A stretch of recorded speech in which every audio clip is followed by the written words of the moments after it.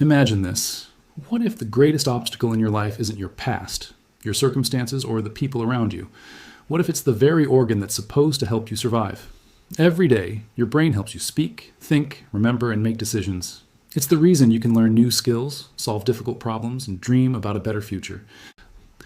But strangely, it's also the reason you overthink at night, doubt yourself before every opportunity, replay embarrassing moments from years ago, and imagine disasters that never happen.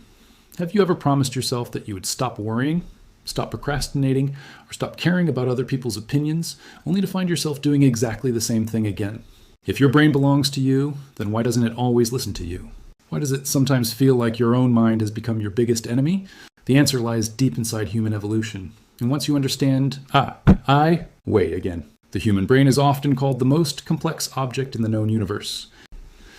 It contains nearly 86 billion neurons connected by trillions of synapses, and constantly exchanging information at incredible speed.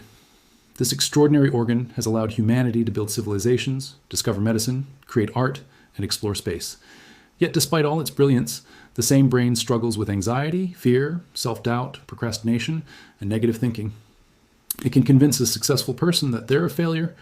It can make someone afraid of opportunities they've dreamed about for years.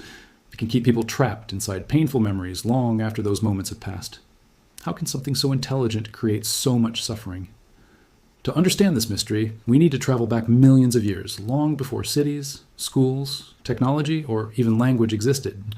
Our ancestors lived in a world where survival depended on making fast decisions. Predators could attack without warning. Food was limited. Dangerous weather, disease, and rival tribes threatened life every single day. In that environment, evolution wasn't rewarding happiness. It wasn't rewarding confidence or peace of mind. It rewarded survival. The people who constantly noticed danger were more likely to stay alive than those who relaxed too often. Over thousands of generations, those cautious brains survived, and eventually they became the brains we all carry today. The problem is that the world has changed much faster than the brain has. Most people today aren't running away from wild animals or searching for food every day. Instead, they're worrying about exams, careers, relationships, money, deadlines, and social media. But your brain doesn't fully understand the difference between physical danger and emotional danger. To your ancient survival system, being rejected by someone you love can feel almost as threatening as facing a predator. An embarrassing moment during a presentation can trigger the same stress response that once protected your ancestors from real physical threats. Your brain is still running ancient survival software inside a completely modern world. This ancient programming explains why negative experiences seem so much stronger than positive ones. Imagine receiving 100 compliments and one criticism. Which one will your mind replay before you fall asleep? For most people, it's the criticism, not because it's more important, but because your brain automatically treats negative information as a possible threat. Thousands of years ago, forgetting a compliment had no consequences. Forgetting a danger could mean death. Your brain learned to prioritize pain over pleasure because pain carried valuable survival information. Your brain also spends every moment trying to predict the future. It doesn't simply react to what's happening now. It constantly asks, what might happen next? Most of the time, this ability is incredibly useful. It helps you catch a falling object, avoid accidents, and make quick decisions. But sometimes those predictions become your greatest enemy. If you've experienced rejection before, your brain begins expecting rejection again. If you failed once, your brain prepares you for another failure. Without realizing it, your mind starts reacting not to reality, but to its own predictions. This is one reason anxiety feels so real. Your body responds to imagined danger almost as strongly as it responds to actual danger. Perhaps the most powerful prediction your brain ever makes is about who you are.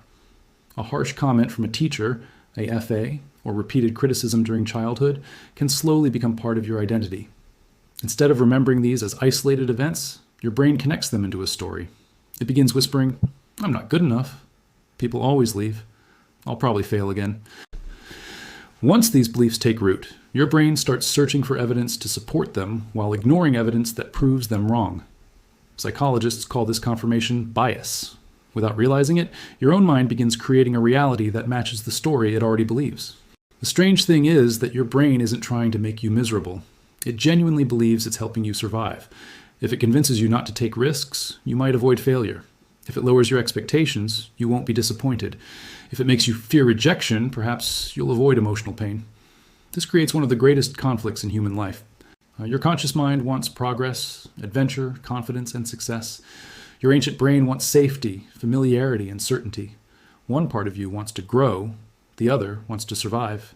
Every day, these two systems quietly compete inside your mind. And until you understand why, it can feel as though your own brain is working against you. But what if your brain isn't your enemy at all? What if it's simply doing the job evolution gave it millions of years ago? And what if learning how that system works is the first step toward finally taking back control of your own mind? In the next part, we'll discover why your brain creates self-doubt, why overthinking feels impossible to stop, and how you can begin rewiring the very patterns that have been holding you back for years. As life goes on, your brain becomes even more efficient at protecting you, but not always in ways that help you. Every experience you have strengthens certain neural pathways. Think of your brain like a forest. The thoughts you repeat every day are like walking the same path again and again. At first, it's difficult to see the trail, but after months or years of walking the same route, the path becomes clear and effortless.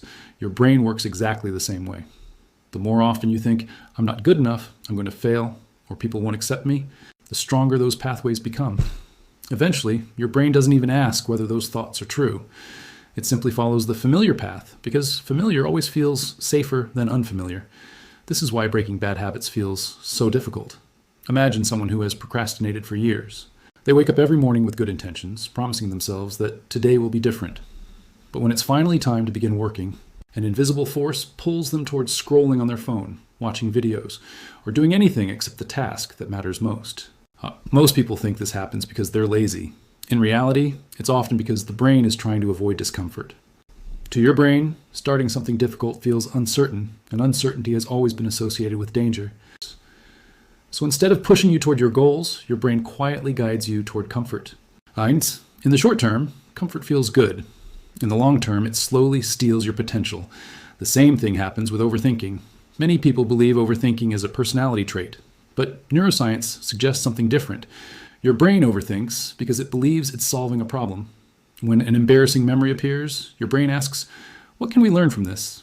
When you're worried about tomorrow, it asks, how can we prevent something bad from happening? At first, this process is useful, but eventually the brain stops solving and starts looping.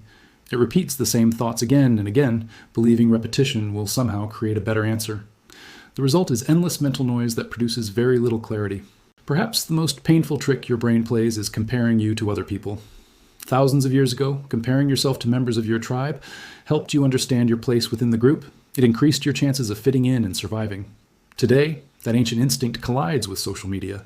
Every day, your brain sees hundreds of carefully edited lives filled with success, with beauty, wealth, and happiness.